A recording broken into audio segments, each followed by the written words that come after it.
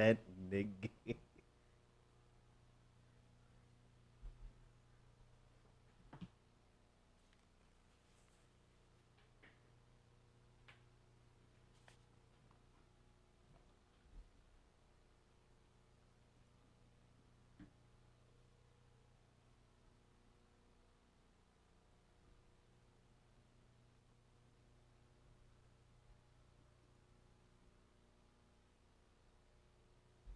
The Benjamin Dixon Show is only possible with listener support.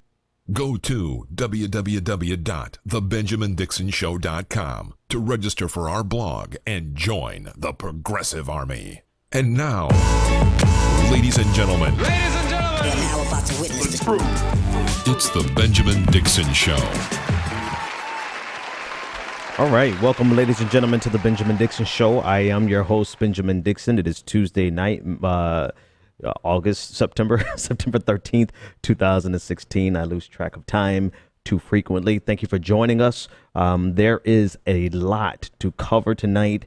So immediately after I thank my patrons, I can't go too fast and not thank my patrons. Thank you so much for becoming a member and joining and supporting the show. I want to thank my two latest patrons, April M and Nathan B.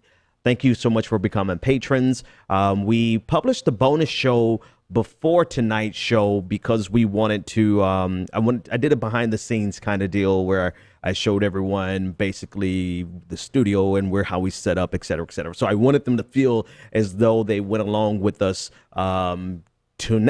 to launching the show. And if you want to get any access to the bonus material, go to patreon.com. You know where to go. A lot to cover tonight, and I don't know if I even have enough time to cover it in. This most recent story literally came across my desk in the last 30 minutes while I was prepping. So I had 30 minutes to get this one together.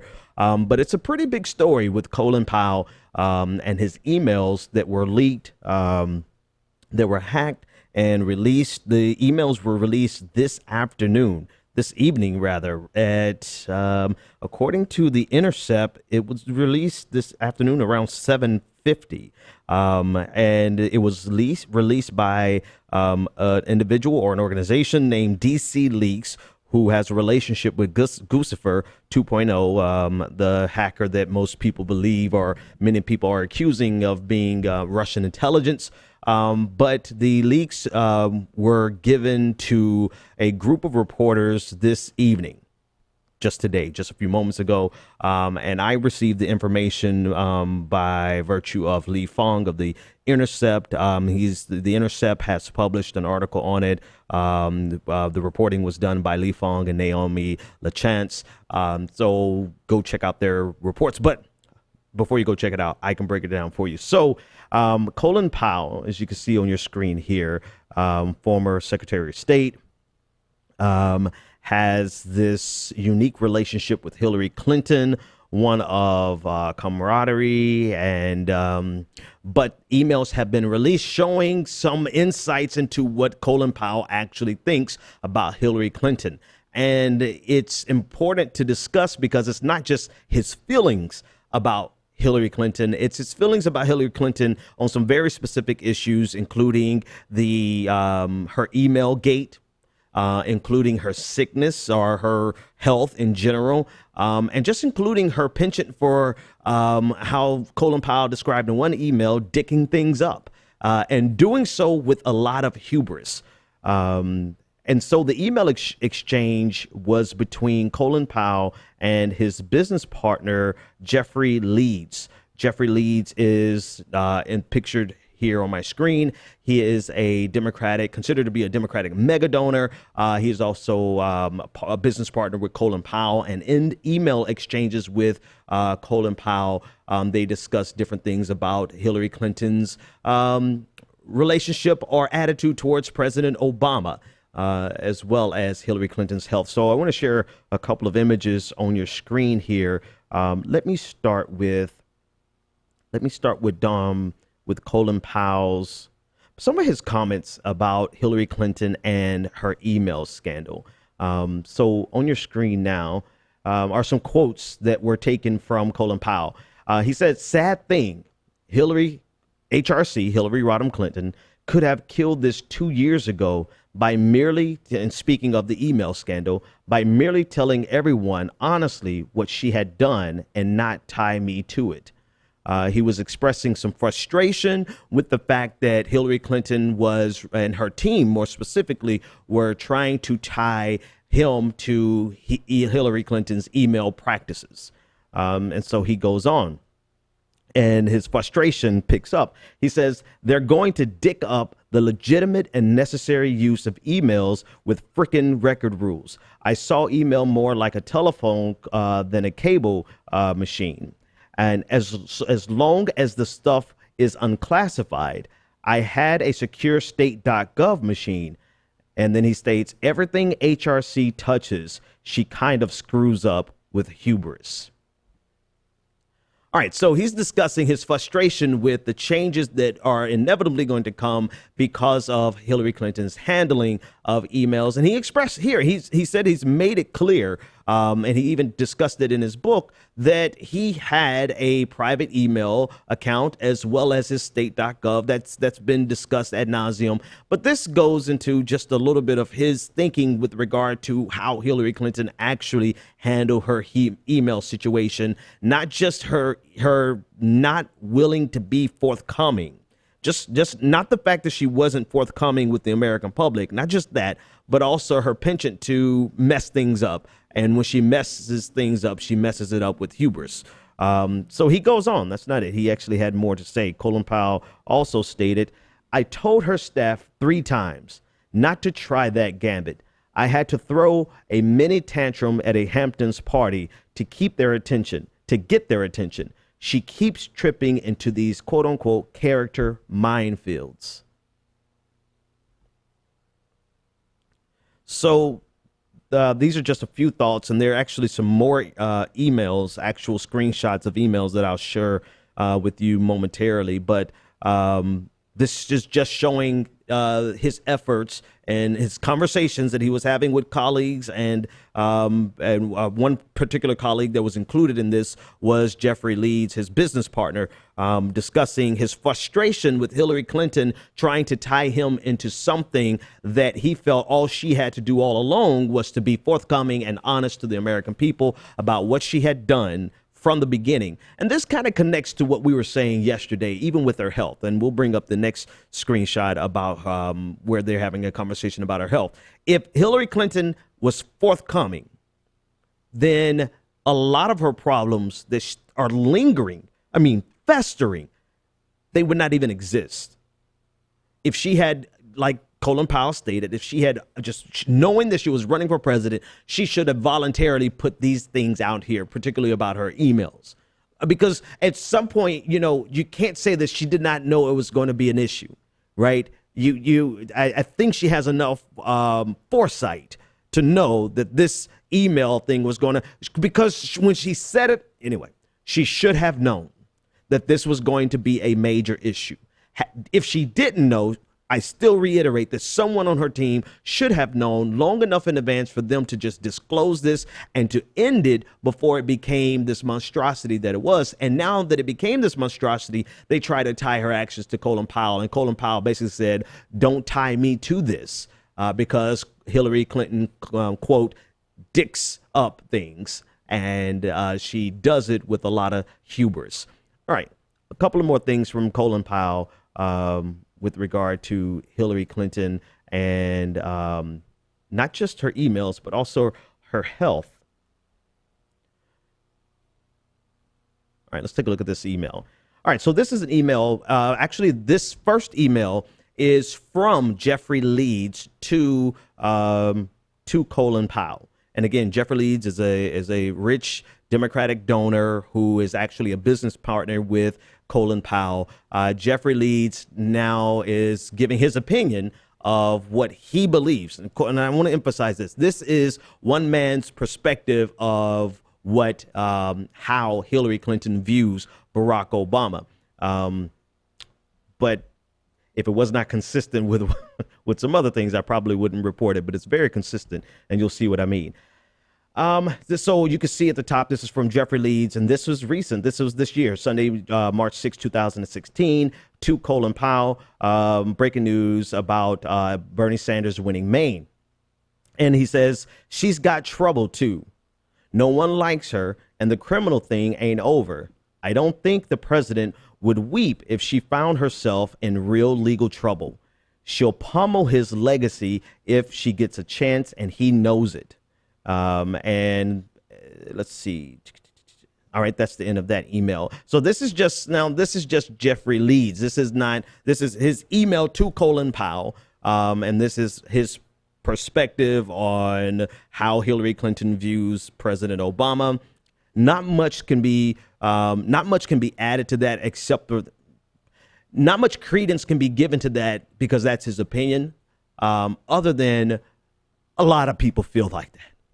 That is just par for the course for what many critics of Hillary Clinton's ostensible love for President Obama feel that exact same way about Hillary Clinton, that this love is superficial and that it's a convenient relationship. And President Obama is in many ways just doing his job as a good Democrat, carrying out his duties as the leader of the party to help get her elected. But knowing full well that it's very possible that Hillary Clinton, since according to Colin Powell, she has a penchant for dicking things up and doing so with hubris, with great hubris, President Obama would be concerned that she would mess up his legacy.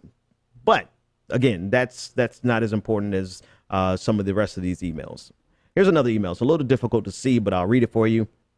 And this, again, is Jeffrey Leeds discussing in an email to Colin Powell. And actually, it was a reply to Colin Powell. Colin Powell said, asking him, did you see Peggy Noonan or read Peggy Noonan this morning? And Jeffrey Leeds replies, I did read Peggy. I think she's 80% right. Now it turns out that the state, oh my goodness, this is small and very difficult. People were on the Clinton email. So no. That's actually not what I want. Hang on a second, folks. Yeah, actually, I can skip this one. Disregard that one altogether. The next one is the one that's most, I think, revealing, where Colin Powell is discussing the health of Hillary Clinton. And to be quite honest with you, like Jeffrey Leeds in these emails, he's just straight out leading, really shoving his, you have that friend. You have that friend who consistently and regularly just puts everything that they think the worst case scenario about X candidate, and they put it in the email to you, or they put in a private message to you. That's what Jeffrey Leeds reminds me of. And that's their relationship. What I thought this next part was interesting, particularly with Hillary Clinton passing out the other day, and you can see it on your screen now. This is Colin Powell's reply, and this reply was a lot less. This reply showed a lot of concern about Hillary Clinton, and I thought that was interesting. So Colin Powell says, I'm not sure, but she has launched a storyline that will be picked up. I think there is something to it, just talking about our health. On HD TV, she doesn't look good. And then he states she's working herself to death. After speaking at the UN and doing the crummy press conference, she flew to San Francisco to go to a paid gig for eBay, and then went to Mark's house to get ready for a money dinner for the Clinton Foundation. I was at Mark's second house behind it and ducked her so we didn't turn loose another email story by being seen together. Then she flew back the next morning. She will turn 70 her first year in office. So in that particular email, he's expressing concern about her health, but more from a genuine concern perspective that she's overworking herself and that she's not taking care of herself. All right. So the last few emails are not as substantive in the sense of Colin Powell's perspective, except for expressing concern about her health. The fact that she's getting ready to turn 70, as if she becomes a president, she'll be 70 that year, and she has run herself ragged. But it just goes to show you that, some of the things that we have been thinking or positing and discussing, the people who are close or in proximity to Hillary Clinton are feeling and saying the same things. But most importantly is the story about Colin Powell's frustration with Hillary Clinton, tying him to her email controversy because, one, it was not necessary. It could have been squashed from the beginning. Two, she has, and he said this, she has the penchant for dicking things up and doing so with great hubris. All right, so I think what's going to be interesting with this is going to be the backlash more than anything else, because ultimately this is probably a 3-day news cycle, if that, but 2 days probably. But in that news cycle, these are the things that you're going to see. You're going to see a tremendous backlash from Hillary Clinton supporters against Colin Powell. Clearly, I mean, that's a given. But what's going to be interesting is that you're going to see some people who are going to all of a sudden remember how many things Colin Powell did wrong while he was Secretary of State. And one of the things that stands out the most clearly is that Colin Powell helped get us into Iraq, searching for weapons of mass destruction. And I think it's going to be fascinating to watch people attempt to crucify, by people, I mean Hillary Clinton supporters and her surrogates, to crucify Colin Powell because of these very strong statements into the character of Hillary Clinton. Forget all those last. Matter of fact, I mean, Owen, if you want to cut that section where I talked about the screenshots, that part is not even important. It's the statements, the direct statements from Colin Powell about Hillary Clinton's character that is the most damning. And that's what the firewall, her black firewall, her surrogates, right now, I guess, go online. And I guarantee you're going to see some vitriolic backlash that includes Colin Powell's failings as Secretary of State, particularly with regard to Iraq. The hilarious thing is going to be watching these people dance around Colin Powell's failings in Iraq and trying to maintain Hillary Clinton's absolution on Iraq. In other words, they're going to try to nail him with Iraq while keeping her safe and clear and in the free and innocent of Iraq. So that's going to be something that we'll probably see happen in the next few days. But still, I don't think that it reveals anything that most of us did not suspect or know or feel about Hillary Clinton. The number one takeaway for me is that it's this inability to be forthcoming and transparent, which could help avoid so much of her troubles. And that's exactly what Colin Powell expressed. All right, 857-600-0518 if you want to get in on the conversation about anything that we discussed tonight up to that point. You can do so. Another huge story today coming out of Wells Fargo. All right, so we learned last week that Wells Fargo was going to be hit with a $185 million fine from the Consumer Financial Protection Bureau, the CFPB. The CFPB is the agency that Elizabeth Warren helped institute to protect consumers. Exactly what it says. They found, and an investigation found into Wells Fargo, that over 2 million accounts were created fraudulently.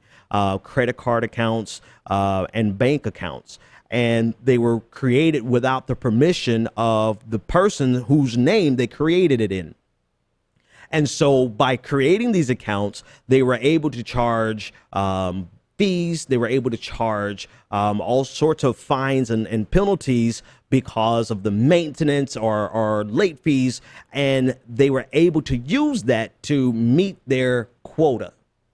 And this was a widespread issue. This was not just a one-off. This happened with a total of 5,300 employees, and those 5,300, or at least 5,300, that were fired for participating in this massive fraud.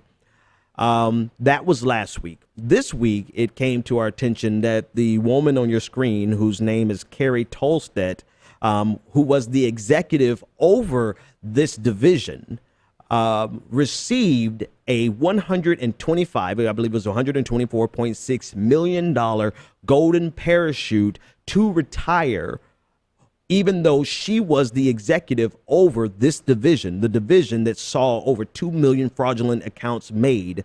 And those accounts were made so that those employees can meet their sales quota. So while shareholders in Wells Fargo are going to have to foot the bill of this $185 million fine, and while 5,300 employees are being fired, and rightfully so, for their participation in this fraud, the person who was responsible, where the buck should have ultimately stopped, parachuted out with a $124.6 million severance package. Not severance package, but golden parachute retirement.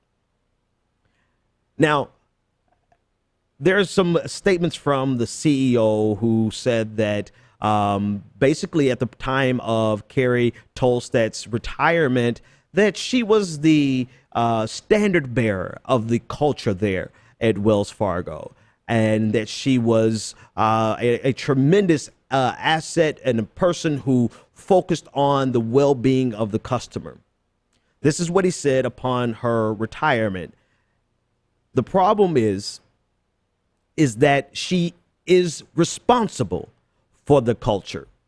If she is the standard bearer of the culture, she is also responsible for the culture. And the CEO of Wells Fargo has subsequently come out and said that the widespread corruption that crossed over 5,300 employees was only something that could be held or laid at the feet of those employees. In other words, it was those 5,300 employees and nobody else. In other words, don't look at anybody else. Don't look at the CEO. Don't look at Carrie Tolstad. Don't look at her retirement package. Don't look at her golden parachute. Don't look at the fact that just the month before he said that she was the standard bearer of the culture. Forget about that. The only people responsible for this system-wide corruption and fraud are the people who were involved in it. And isn't that just like that's a tad bit ironic? Right? So that if there's a victory to be had, then of course the executives are going to take credit for it, because so long as everyone knew or did not know about this, then the CEO would say of Carrie Tolstad that she's the standard bearer of our culture. But as soon as it was revealed that 5,300 employees, which represents 1% of their total employee base, 5,300 employees were involved in systematic corruption and fraud, then all of a sudden, no, it's just those 5,300 employees. Don't look at anyone else. Don't look at the culture. Don't look at the management. Don't look at the executive. It's just those 5,300 people we had fired. Now, Carrie Tolstad, she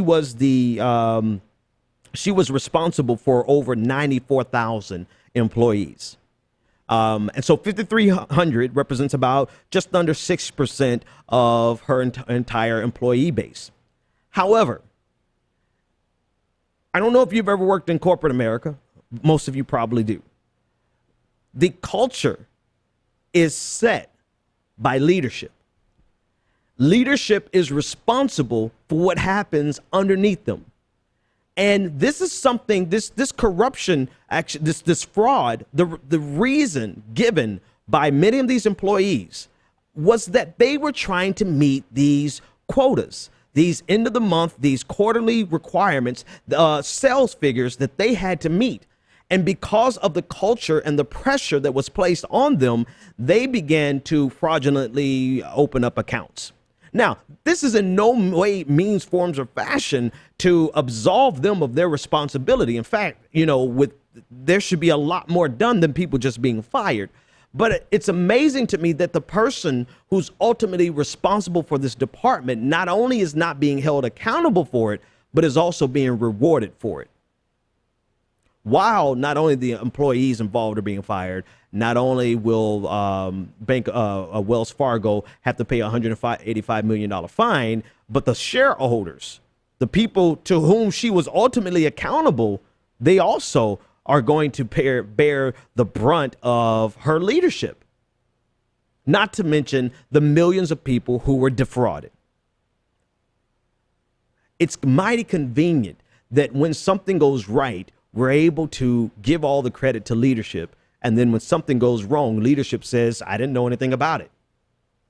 But ultimately, that's what has happened. And so an update to the story just today, Wells Fargo has determined, because of the backlash, because of the investigations that have been called for, because of and this reporting came from Fortune.com and FinancialTimes.com and a website called ZeroHedge.com did some fabulous reporting on this. Because of the reporting and because of the massive backlash overnight since yesterday, Wells Fargo has determined that it would eliminate all product sales goals in retail banking starting next year.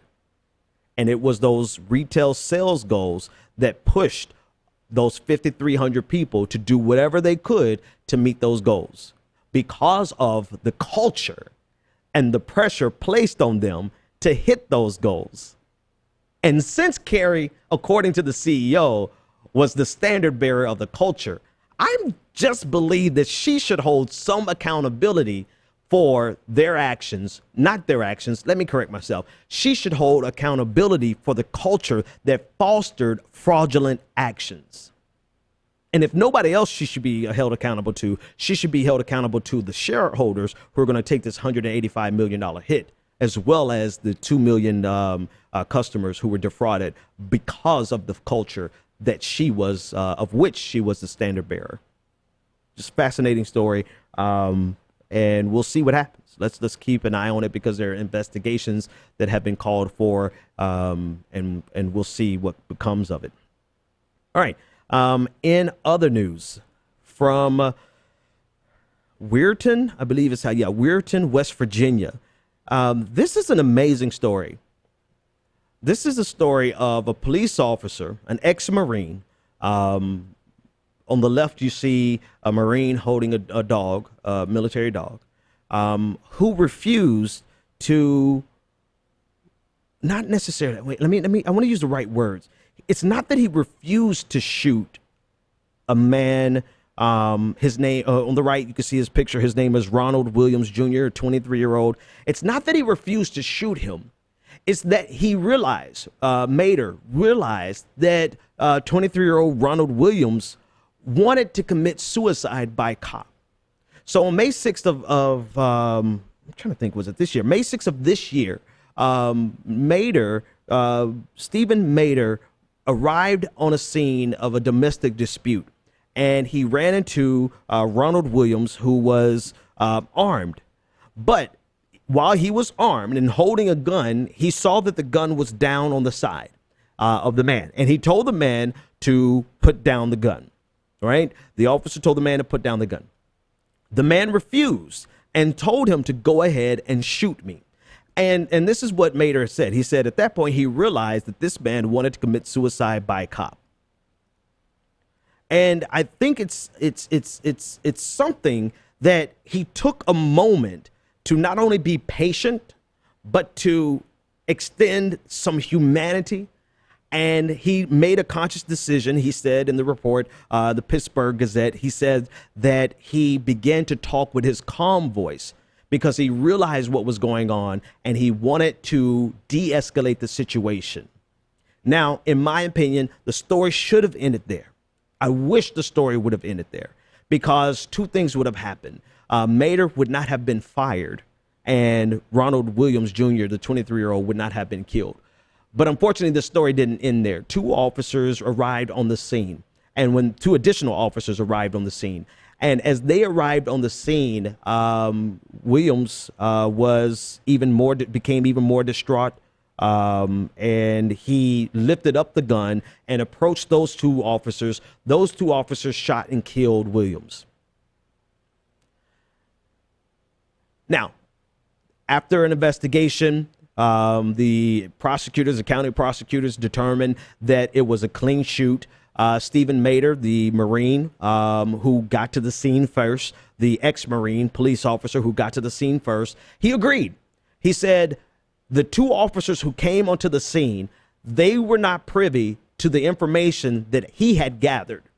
They got there to the scene too late to realize what was happening. And so based solely on the information that they came onto the scene with, he agreed it was an unfortunate but a necessary, or at least a clean kill.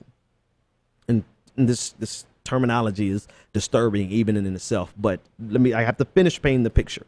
So even the tragic death of a person who wanted to commit suicide by a cop, he got what he wanted, and he's dead now. And you would think this is just the end of a sad story. But the story was not over, because now not only was Stephen Mader placed under investigation, but he also lost his job. And he lost his job, according to his police chief, because he put the lives of the two other officers in danger by not shooting the man sooner. Yeah, you heard me right. So essentially, in order to protect the decision that this was a clean shoot, they had to find that Mader was guilty, or guilty may not be the appropriate word here, but was responsible for putting them in the position where they had to shoot, or putting their lives in danger. And so he subsequently lost his job as a police officer. Now, that's the long, full story of telling you that this man has been fired for showing restraint and trying to de-escalate a situation. And he has ultimately been fired because he did not shoot. According to his family attorney, he said it expressly like this. He said he did not only did he not kill the man, but he did not kill the man quickly enough. So in the backdrop of everything else that's going on, we have an example, and it's not just an example. I want to drill down a little bit, because this is not just an example of a black man getting killed by the police officer. This is an example of someone who is emotionally distraught, potentially dealing with mental illness, wanting to commit suicide. And this shows you that police are not equipped. At least 1 out of 3 police officers, let me flip that, 2 out of 3 police officers who arrived on that scene that night were not equipped to handle a mental health problem or an emotionally distraught person. And it made me think about the Washington Post reporting that shows that 1 out of, I believe hang on, I'm going to get the right data. I believe it's 1 out of 4, at least a quarter. Let me get that data, because I don't want to mistake that. But a lot of the shootings that we see involving police officers deal with people who are emotionally distraught or mentally ill.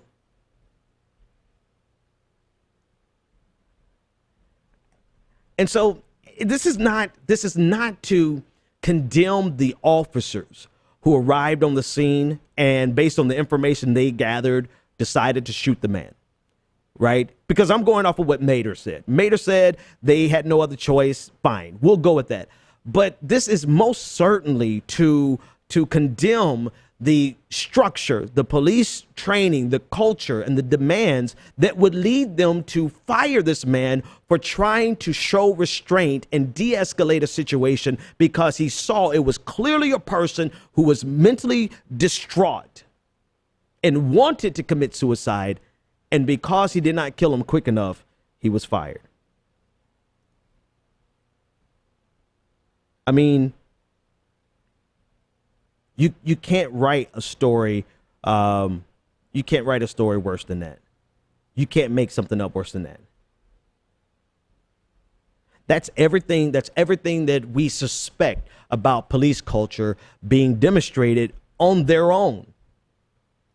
Because, I mean, the message that it's sending to the rest of the officers is that we should shoot first and ask questions later. Right? That we should not take any chances, because if we do take chances to try to de-escalate, then we could potentially be putting our other officers in harm's way. So ultimately, there's like a litany of situations that first and foremost should be involving mental health professionals, because police officers are not capable of dealing with these situations. I'm thinking again about Gregory Frazier in Pompano Beach. He had a domestic dispute, a situation where the Broward County Sheriff's officers, deputies came to a domestic dispute, and they shot and killed this man who was sitting there eating wings because he got into an argument with his niece. And it shows you another situation that the police we should not call the police.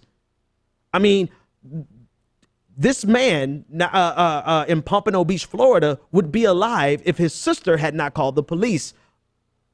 But who are we going to call, right?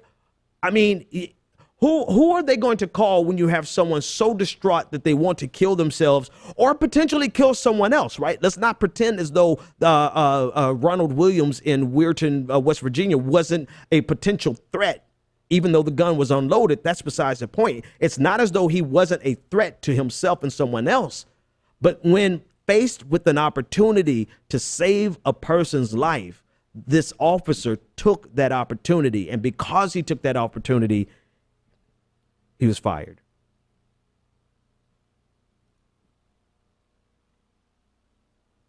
This is a really disturbing story.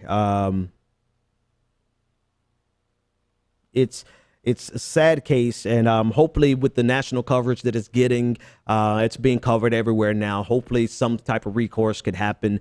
Something, maybe him getting his job back. I mean, not only should he get his job back, but he should be teaching courses in de-escalation, because he showed not only the courage but the professionalism to de-escalate a situation by changing the tone of his voice, changing how he approached the situation. He addressed the man as brother. The man said, "Go ahead, just shoot me." He said, "I'm not going to shoot you, brother." He tried to connect with the man, and he got fired because of that.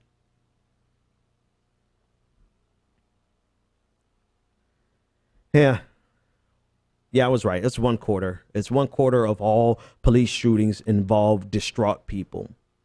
And included in the distraught category are people who are suffering from mental health issues. All right, so Stephen Mader, ex-Marine hero, did exactly what we need police officers to do, and ultimately he lost his job because of it. And had he been successful, though, then this young man that you see on my right-hand side, holding his son, would still be alive today.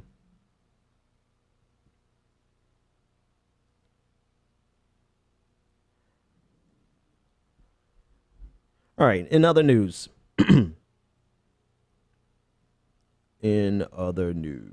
Okay, great. Just got an email there. Second, folks, I want to do something here. All right, so the ACLU, Human Rights Watch, and Amnesty International have joined together to petition President Obama to offer a pardon for Edward Snowden before he leaves office. This is not the first time that a petition has been started to try to get a pardon for Edward Snowden. Back actually the very same day that the information was leaked nationally, a petition was started on whitehouse.gov to have Edward Snowden pardoned. Now, I'm going to assume that everyone knows who Edward Snowden is, former NSA contractor who released a trove of information showing the level to which the United States government has gone to spy not only domestically but internationally. It exposed several programs that were critical to our national security, and because of that, he had to leave the country. Not only did he expose a lot of information, but he's still retaining, I believe he's still holding some of that information to this day. In the event something happens to him, he has a set of data that he would release, that would be released upon his death, exposing even more. And because of that threat, officials see that as a threat to him. He has had to seek asylum in Russia and has been there, I believe, for 3 years now. So this Friday, Oliver Stone's movie is coming out about Snowden, and according to these reports, that the movie is going to be extremely sympathetic and show Snowden in such a positive light. And the goal is to try to do more for him in 2 hours than his attorneys have been able to do for him in the last 3 years. Now, all that being said, part of that move is this push by the ACLU, Human Rights Watch, and Amnesty International to seek President Obama, to petition President Obama to pardon Edward Snowden. Now, this falls in a very interesting category. Well, a couple of more things before I get into the nuance, into the arguments and the debate around it. So to the first response, President Obama, and I want to get the name of his counterintelligence advisor, but to the first White House petition, President Obama didn't reply to it directly, but he had his counterterrorism advisor reply to it. And she, I believe her name was Monaco, she stated that basically made the case that if Edward Snowden believes that he was being, acting in civil disobedience, then and because of the severity of what happened, then he should come and face a jury of his peers. And because with civil disobedience comes the punishment, right? That's a part of civil disobedience. It's like if you protest, you get arrested unless you protest in the accepted bounds that they give you, right? Unless unless you keep yourself into the confines. So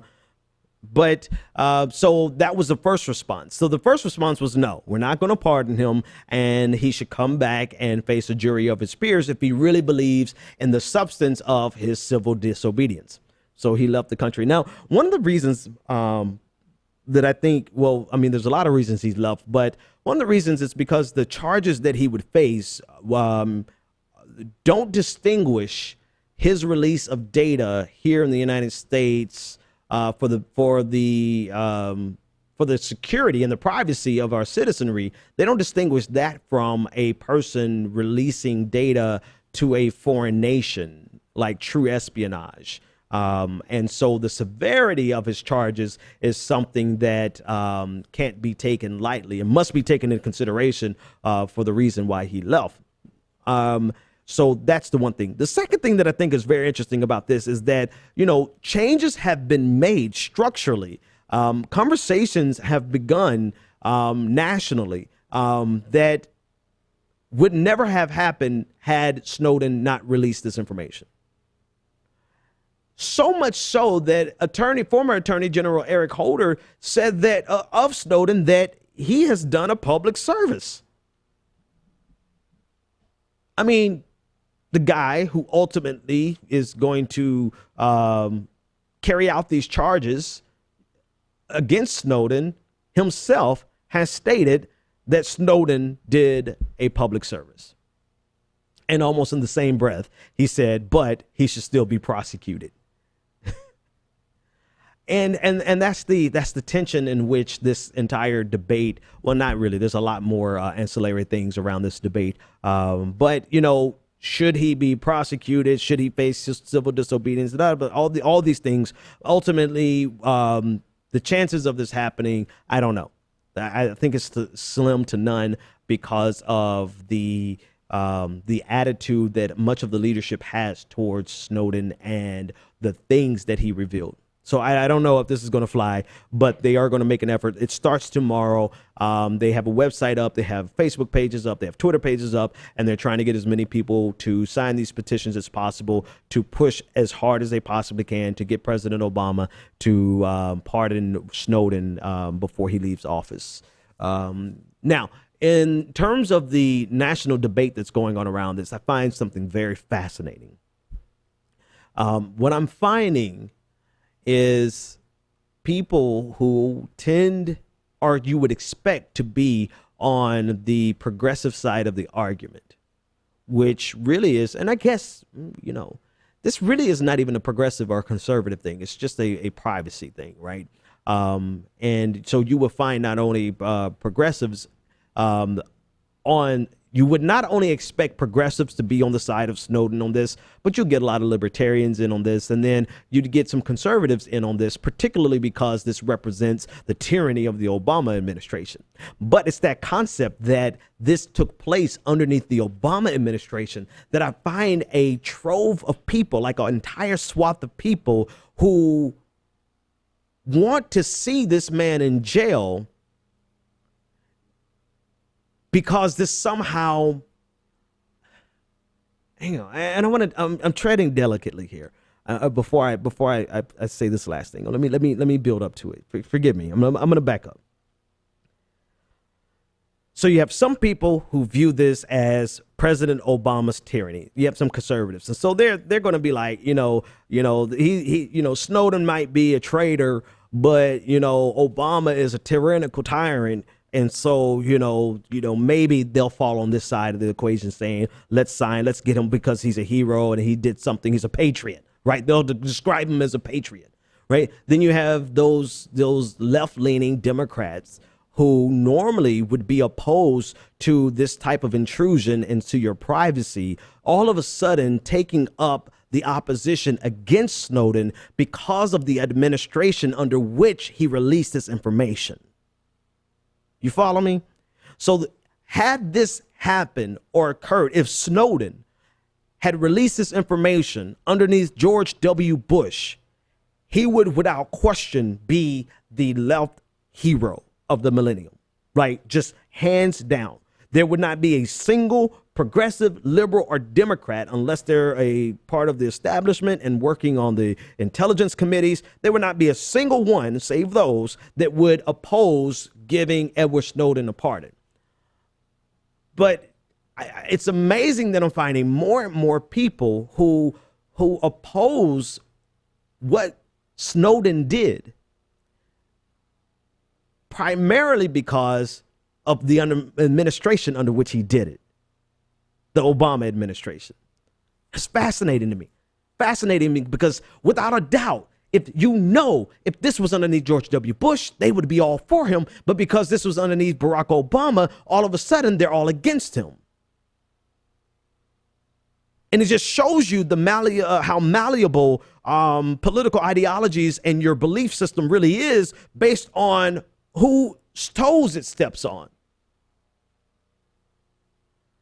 The very same people who would be championing this dude as a hero are now dreaming about a drone dropping munitions on him. And it goes back to this overarching theme of this entire election. It has exposed not only this election, but this incident with Snowden. And it's not even an incident, it's his entire life now. This incident with Snowden has exposed the fact that people's beliefs only go as far as their football team, as their political football team, blue or red. What color is your flag? Blue or red, your Crip or your blood? That's where their belief system, that's as far as their belief system really goes. Because for you to look at what he did, and in hindsight, even the attorney general, Obama's attorney general, can state affirmatively that what he did was a public service. For you to be able to look at that and say, oh, he's a traitor or he needs to go to jail. Now, what's your basis then, right? I can see why Attorney General Holder would say he needs to be prosecuted because he's the Attorney General of the United States. Right? He's not going to say, oh, it's okay, don't worry about it. No, his job is to protect the institutions. So, of course, Holder's going to do that. But for the rest of us who are not working in this institution that was exposed by Snowden, what's your purpose for saying this man needs to go to jail? Are you all of a sudden a law and order candidate and citizen? Because there's another guy out there who's a law and order candidate, right? And your look and your gaze at this Snowden situation parallels very neatly with his look and gaze on law and order. So I just think it's fascinating where their loyalties are not to what they believe. Their loyalties are to the person that they like.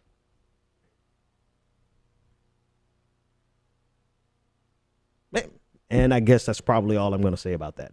All right, let me cover a couple of other things before time runs out on me. So let's see. I got to go back to my list. So many things to cover tonight. Make sure. So we did the ACLU, the bank executive, the cop was fired. Oh God, the big one. I didn't even hit this. So Census Bureau, the Census Bureau has released new data showing that the median incomes, the income in the United States is up. Poverty is down, and the number of Americans on who have access or have health insurance is up. And that's great news, man. That's great. That's great to hear. It's great news because, we want poverty to not exist, right? That should be the goal. We want median incomes to be enough to survive and in the face of inflation, right? That's one of the goals, right? There could be another goal. You want income inequality to go down, but according to the same report, income inequality has remained the same, statistically the same. So I'm going to share some of the data with you, and I want to unpack some of what it means. Now, these graphs, I'm not sure how good these graphs are going to show, but this first graph on your screen shows the median household income by race between 1967 and 2015. And particularly, you'll see at the end of 2015, the new data shows that the average income for Asian Americans is $77,000. For white Americans is $62,000. For all races, the average, the median income rather, is $56,516, which is up 5% from last year. That represents the largest increase in median income since for the last 50 years, I believe. So a 5% increase in median incomes across all races. Again, that is a phenomenal thing. I think that's great. Of course, until you unpack the data and go underneath the data, but for right now, it's a good thing. Let's talk about how good it is, and then we'll unpack some of the problems with it. But going back to that same graph, you could see the median income for all races is $56,000, and down there at the bottom, the blue line, they might as well have painted it black. Are African Americans or Black Americans, the median income, it has gone up from $35,000 last year to $36,000, I believe, $898. So African Americans' median income has gone up. Still at the bottom of the barrel of all races in America. African Americans are still, the poverty line is what, 24,600. More than half of African Americans are just on the other side of poverty in America. And, again, this is great news that it's gone up, but we have a tendency in America to say, oh, man, we made it. And then we no longer look at the structural problems that persist, that continue to keep African Americans at the bottom of the barrel and continues to keep incomes rising at an increasing at a lower rate than inflation and the cost of living. In other words, your check doesn't go up as quickly as your rent. So this is a good thing, partially, and I'll tell you why in a minute. It's a good thing, but it's not something that we should herald and champion as we should not allow this to stop us from looking at the structural problems, because there are structural problems that persist and we have not addressed in any form or fashion, right? So we'll take what we can get, but we won't be distracted by this. Here's a little more data. Real household income. Actually, is this the same? Yeah, same exact one. Let me go to this next one. Poverty by race, I thought was revealing also. And unfortunately, this graph is not it's not displaying well on your screen. So I'll just discuss the numbers.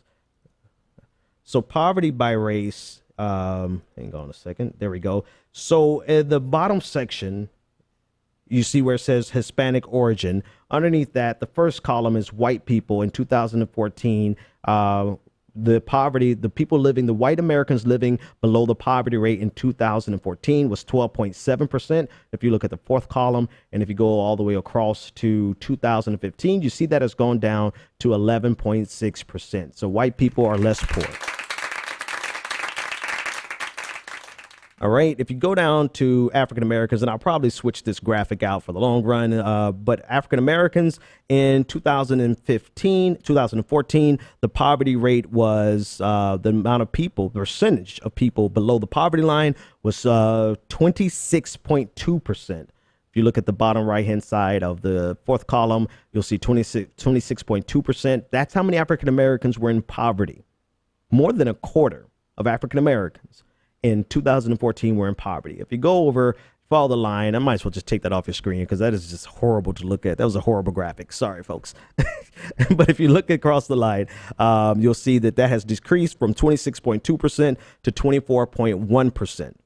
So, you know, fewer African Americans are in poverty. I mean, that's a real number of 735,000 less African Americans in poverty. Yep.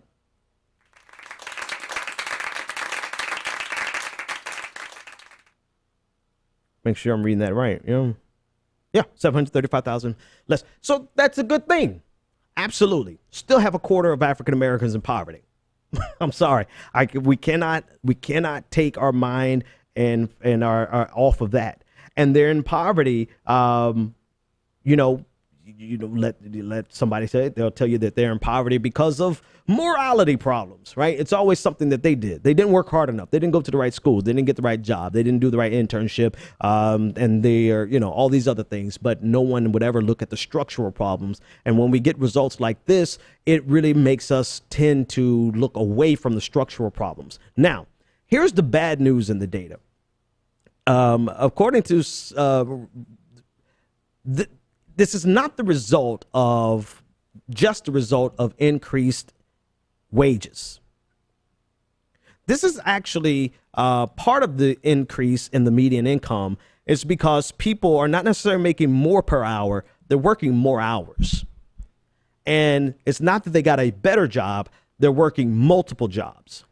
And I was discussing it last week. We discussed it last week, the teachers who the article from The Nation that was discussing teachers who are picking up Uber jobs on the side, right? They're picking up extra jobs on the side to make ends meet. Well, this is a trend that is spreading across the nation. People are working more than one job. They're working more than two jobs. They're working as many hours as they possibly can. And so it's, again, this goes to the fact that we have not addressed the structural problem. It's that humans adapt. And we adapt to the conditions that which we're given. And the only way that people have found that they can get out of this vicious cycle is by working themselves damn near to death. And I can personally testify to that, right? You do what you have to do. And this is the most hilarious thing about it is that people look at you in your situation and they say that you're in poverty because you don't work hard enough. But some of the hardest people I've ever seen in my life are people who are probably below the poverty line. And but what can you do with an $8 an hour job? What can you do with jobs that, your rent goes up by 10% every year and your raise is 3%, if your cost of living raise is 3%, if you get that? What do? You end up working 2 or 3 jobs.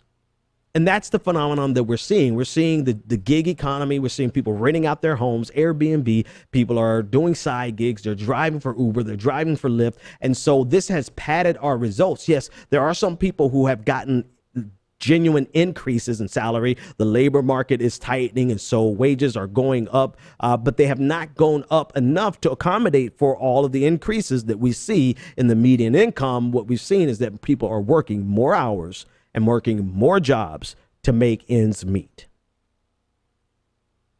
So that's why whenever we get good news, it's great to celebrate it. Let's celebrate it because it's good that, fewer people are in poverty, but we can't celebrate it to the fact that we think that we've done what's necessary to fix the structural problems that are always lingering underneath that we never address. All right, last but not least, we've got to talk about Latunchi. Raise your hand if you know who Latunchi is. Is this going to work? I don't know if this picture's going to work. Ah, damn it. The picture's not going to work. All right. Latunchi is a name for Lil Wayne. Lil Wayne, the rapper from New Orleans. Everybody knows Lil Wayne. You should know. Everybody should know Lil Wayne. I mean, if you don't know Lil Wayne, I don't know where you've been. But there was a clip of Lil Wayne that came across my desk before the show. And I want to play this clip. This is a clip of Lil Wayne talking with Skip Bayless on ESPN. And I think the name of the show is Undisrupted or something like that, whatever. But Skip Bayless, and I'm going to set this up, and then this is the last thing we're going to do tonight. Skip Bayless basically was talking to Lil Wayne about a particular concert that he described, where he came up from underneath the ground. And in that audience, all he saw, the only black person and the only black face he saw was his stylist. And thousands upon thousands of people there. And he looked around, the only black face he saw was his stylist. And Skip Bayless brought this up in the context in the conversation about Colin Kaepernick and his protest against police brutality and Black Lives Matter. This is the context that he was having this conversation with Lil Wayne today. And this is Lil Wayne's response. What's the message of it? What's the bigger picture of it? I don't want to be bashed because I don't want to sound like I'm on the wrong if there is a side, but I thought that was clearly a message that there was no such thing as racism. That's what I thought that was. That was a perfect example. When I look out and I come up off the stage, when I'm coming out the bottom of the stage in my show, when I'm on tour, and I'm in my stance or whatever, and I open my eyes and I see everybody. I don't have this type of crowd or that type of. My crowd has always been everybody, thank God. And that's all I can answer for. So yeah, he knew. Lil Wayne knew. He knew at the beginning. He said he didn't really want to answer. I can't even do his voice. He didn't want to answer because he knew that he was getting ready to say some dumb shit. He was going to say something stupid. And so the example, again, if you go watch the full clip, go back and watch the full clip. The example is that he saw an audience that was only one black person, and that was his stylist. And for him, that meant that there was no more racism. That's not how it works. That's not how any of this works. This is why it's not always good for people with money to be given a level of credence just because they have that money, right? Success doesn't translate into understanding the nuances of a situation. Number one, there's plenty of reasons that you would see an audience full of white and Asian and Hispanic people and no blacks. And I'm not sure how that correlates in his mind to equaling no racism, right? Because to me, that clearly states that you've gone into a neighborhood that is predominantly white or predominantly non-black. And so that just speaks to the level of segregation that still exists in America. There are cities that you could go into and not see a single black person. And so I'm still just kind of baffled that he would actually think that this is an example of no longer that racism doesn't exist because he saw all these white people and all these non-black people in his audience. But the reality of it is that means that one, you're either in an all-white neighborhood, or two, you're in your ticket prices are so high that black people can't afford them. So there's, if anything, it suggests that there's a deeper problem. Not that racism doesn't exist, but that there's different types of racism that still lingers. I mean, and it's not just that neighborhoods are segregated and, oh, we don't want black people. No, they don't do it like that anymore. We don't want black people living in our neighborhood. No, what they do is that they systematically make sure that black people can't get loans for this particular neighborhood, or structural problems that precludes African Americans from being qualified for the loans. So, I mean, how does seeing an audience, and here's the other thing, your music, white people and non-black people love hip hop. They love it. they eat that shit up. They buy it more than African Americans. You know why? Because a lot of black people can't buy it, so they have to bootleg it. And so the revenue streams are not coming from the hood, which they're rapping about hood experiences. They're rapping about the ghetto. They're rapping about their experience with poverty. They've monetized poverty. They packaged it up, cleaned it up, commodified it, and sold it to the white neighborhoods and the suburbs and people who are living in gentrified neighborhoods. And so now they're walking down the street in neighborhoods that black people could only dream about affording living in with their Lil Wayne in their head, in their headphones. So this is not an indication that racism is over, Lil Wayne. It's an indication that the problem is deeper than race, but it includes race. It's the reality that black folks can't even afford. So many people in the hood can't afford to buy your music, can't afford to go to your concerts, while you're rapping about their experiences in the hood, while you're trying to live vicariously as though you're still in the hood. You've monetized that poverty and you sold it away to the people who can afford it in the white communities. That's why when you come up from the stage and you get in your stance, that's why you look out on the audience and you see a whole audience of different races, but you only see one black person, and that black person is your stylist. We need a remedial course on social consciousness, man, for artists. And, matter of fact, I'm going to leave you guys alone and I'm going to offer a free remedial. Hell no, it's not going to be free. Y'all motherfuckers are rich. I'm going to charge you $1,000 an hour so that I can help you understand the nuances of the problems that you see. All you see is the face value. All you see is the front cover of it and say, oh, man, can't we all just get along? It's like white people like me. Here's the last thing. Say something that they are uncomfortable with and see how many of them leave you. Not all of them, because some of them are ride or die. Some of them are anti-racist. Some of them probably know the situation better than you, Lil Wayne. Some white people listening to that clip right now are saying, what the hell is wrong with this brother? But there's going to be a percentage of them who are so upset with you because you dare to say something that made them uncomfortable. You disturbed their peace. All of a sudden, they don't get the glamorized and the commodified version of the ghetto. They get the reality of the ghetto through your protest, and they don't want that, right? They want hip hop. They want that crack music, Kanye West. But they don't want what it really means to go through the experiences that you described, that many of you, most of you, matter of fact, almost all of you rappers no longer even live in. And you gonna say that this is a symbol, that this signifies to you that racism is over? No, this should be a signal to you that racism is more than just about your skin color. It's about the color of green and the fact that black folks can't even afford to enjoy the music that you have taken from their neighborhoods and sold off to white neighborhoods.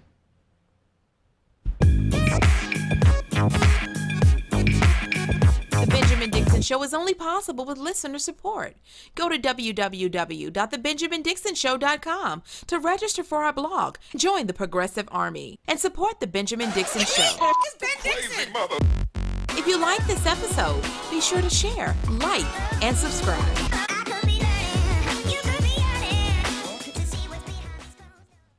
Consider becoming a Patreon.